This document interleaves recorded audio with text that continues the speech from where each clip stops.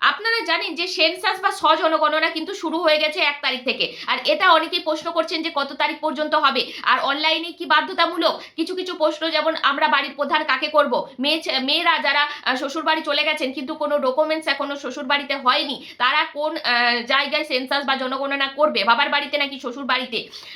ভুল হলে সংশোধন কিভাবে করবে? যারা বাড়ি স্থানান্তরিত করেছেন, গ্রামের বাড়ি থেকে শহরের কোনো বাড়ি করেছেন বা এক বাড়ি থেকে অন্য জায়গায় বাড়ি করেছেন, তারা কোন বাড়ির ঠিকানায় সেন্সাস করবেন, জনগণনা করবেন, বাড়ির প্রধান কাকে করবেন, বাড়ির দম্পতি যারা ডিভোর্সি বা বিধবা তাদেরকে কি ধরতে হবে? এই রকম অনেক প্রশ্নের মুখোমুখি আপনাদেরকে হতে হবে। এমনকি যে আধিকারিকরা আপনার পরিবারে আসবে সেন্সাস বা জনগণনা সার্ভে করতে, তারাও কিন্তু আপনাদেরকে এই প্রশ্নগুলো করবে। আপনারা ঠিকঠাক করে অ্যান্সার না দিলে সেই ফর্ম কিন্তু ভুল হতে পারে। আর এই ভুল যদি হয়ে যায় তাহলে কিন্তু আগামী 10 বছর কিন্তু আপনি পিছিয়ে থাকবেন। এই ভুলের ওপরে নির্ভর করেই কিন্তু আপনার উন্নতি নির্ভর করবে। দেশের উন্নয়নের ক্ষেত্রে কিন্তু এই সেন্সাস বা জনগণনা করাটা খুবই গুরুত্বপূর্ণ একটা ব্যাপার।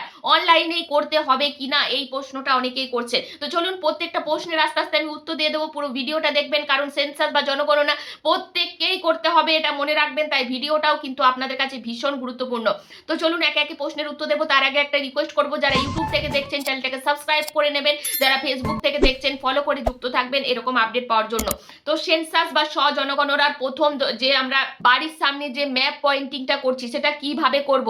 দেখুন, যখন একটা ম্যাপ আপনার সামনে যখন ফর্মটা ফিল আপ করছেন, এইভাবে কিন্তু আপনার ম্যাপটা চলে আসবে। ম্যাপটাকে কিন্তু আঙুলে সরিয়ে সরিয়ে আপনার কোনো বাড়ির সামনে, ব্যাংক হতে পারে, স্কুল হতে পারে, মসজিদ হতে পারে, কোনো দোকান হতে পারে, সেই জায়গাতে কিন্তু আপনাকে বসাতে পারে, বা পাড়ার কোনো চৌমাথা মোড় হতে পারে, বা বাজার হতে পারে, সেই রকম কোনো জায়গাতেই আপনাকে বসাতে হবে, নাকি বাড়িতেই বসাতে হবে? দেখুন, বাড়িতেই বসাতে হবে এমনটা কিন্তু বলা নেই যে এই পয়েন্টটা বাড়িটাতেই আপনাকে বসাতে হবে। ম্যাপটা সরিয়ে সরিয়ে গেলে কিন্তু আপনি আপনার এলাকার জায়গাগুলো দেখতে পাবেন, এবং সেই জায়গাটা, যে জায়গাটা আপনার বাড়ির কাছাকাছি, কোনো ব্যাংক, কোনো স্কুল, কোনো মাদ্রাসা, কোনো মসজিদ, সেই জায়গায় বসালেই কিন্তু হবে। প্রপার একদম বাড়ির ওপর বসানো সম্ভব হবে না। তাই বাড়ির কাছাকাছি কোনো রকম একটা স্থানে কিন্তু ম্যাপ পয়েন্টিংটা বসাবেন। 2 নাম্বার, অনেকেই প্রশ্ন করছেন যে বাড়ির প্রধান কাকে করব? বাড়ির প্রধান আপনি তাকেই করতে, আপনি বাড়ির প্রধান এমন নয় যে রেশন কার্ডে যে প্রধান আছে তাকেই বাড়ির প্রধান করতে হবে। আপনি এক রান্নাঘরে খাবার খান, এক ছাদে বাস করেন, এমন 2জন 3জন 4জন 5জন যতজন আছে, তার মধ্যে আপনার হাজব্যান্ড, আপনার শ্বশুরমশাই, শাশুড়ি মা বা স্ত্রী, আপনার যাকে ইচ্ছে আপনি বাড়ির প্রধান করতে পারেন। ঠিক আছে, এখানে কোনো রকম কোনো রেশন কার্ডের সাথে সম্পর্ক করে বাড়ির প্রধান করার কোনো দিতেই হবে সেটা কিছু কিন্তু মানে নেই। কি কি ডকুমেন্টস আপলোড করতে হবে, এটা অনেকেই প্রশ্ন করছেন। এখানে কোনো ডকুমেন্টস আপলোড করতে হচ্ছে না, শুধুমাত্র ফর্মটাকে সঠিকভাবে পুট আপ করতে হবে এবং সাবমিট করতে হবে। সাবমিট করার পর আপনাকে 12টা নাম্বার দেবে, অ্যাপ্লিকেশন নাম্বার, সেই নাম্বারটা কিন্তু আপনাকে রাখতে হবে। সেই নাম্বার কিন্তু সার্ভে করার সময় অফিসাররা খুঁজবে, সেই নামটা, সেই নাম্বারটা দিলেই কিন্তু আপনার যে এই যে নথিগুলো দিয়েছেন তাদের যে কম্পিউটার সেখানে কিন্তু দেখতে পাবে, তারাও আপনার বাড়ি সার্ভে করতে পারবে। এবার অনেকেই জিজ্ঞাসা করছেন যে অনলাইনটা কি একদম জরুরি, বাধ্যতামূলক, অনলাইনে কি করতেই হবে? দেখুন, অনলাইনে করাটা যে বাধ্যতামূলক সেটা কিন্তু নয়। 1 তারিখ থেকে, মানে আগস্ট মাসের 1 তারিখ থেকে 15 তারিখ পর্যন্ত অনলাইনে হচ্ছে ফর্ম ফিল আপ।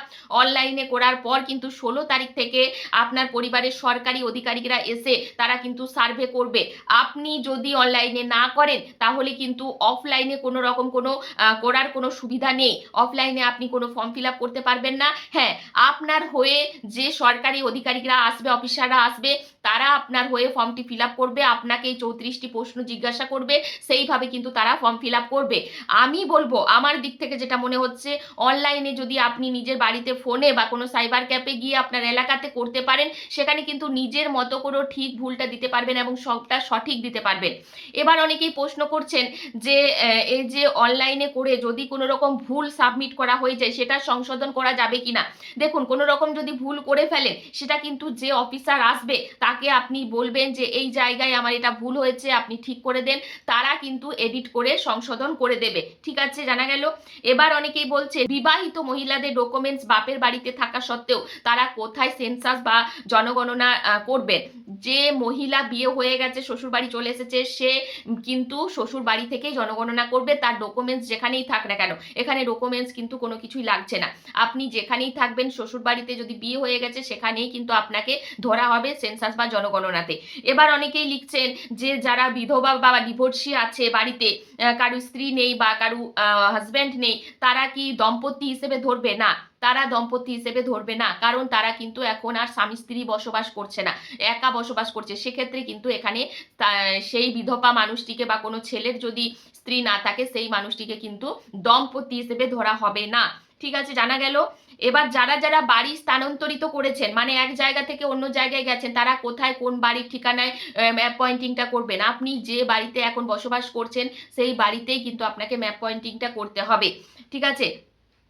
এবার অনেকের প্রশ্ন অনেক কিছু থাকতে পারে, আপনারা অবশ্যই কমেন্ট করে আমাকে জানাবেন। আপনাদের যে এই অনলাইনে সেন্সাস করার সময় কোনো প্রশ্ন যদি আপনাদের মনে হয় যে এই প্রশ্নটা পারছি না, বুঝতে পারছি না, কি করব, সেক্ষেত্রে কিন্তু আপনারা কমেন্ট বক্সে কমেন্ট করতে পারেন।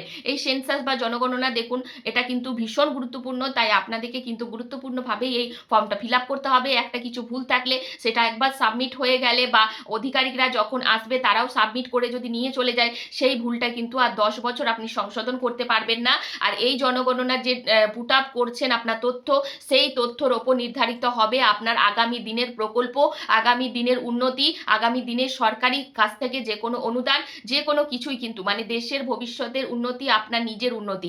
তাই এটা কিন্তু খুবই গুরুত্বপূর্ণ সেন্সাস বা জনগণনা, যেটা কিন্তু বহু বছর আটকে ছিল, হয়নি, এখন কিন্তু হচ্ছে। তাই আপনার সেন্সাস বা জনগণনাটা আপনার অধিকার, আপনার পরিষ্কার তথ্য দেওয়ার অধিকার। আপনি 34টা প্রশ্নের পরিষ্কার উত্তর দিলে তবেই কিন্তু আপনি পরবর্তী 10 বছর আপনার সঠিকভাবে সরকার থেকে যে কোনো প্রকল্পের সুবিধা অসুবিধা আপনার দেখা হবে। তো এই ছিল পুরো ভিডিও। অবশ্যই ভিডিওটা প্রচুর শেয়ার করে দেবেন। আর আপনাদের যদি এই সেন্সাস বা জনগণনা করতে গিয়ে আরও যদি কোনো প্রশ্ন আটকে যাচ্ছে, অবশ্যই কমেন্ট বক্সে কমেন্ট করতে ভুলবেন না। ধন্যবাদ।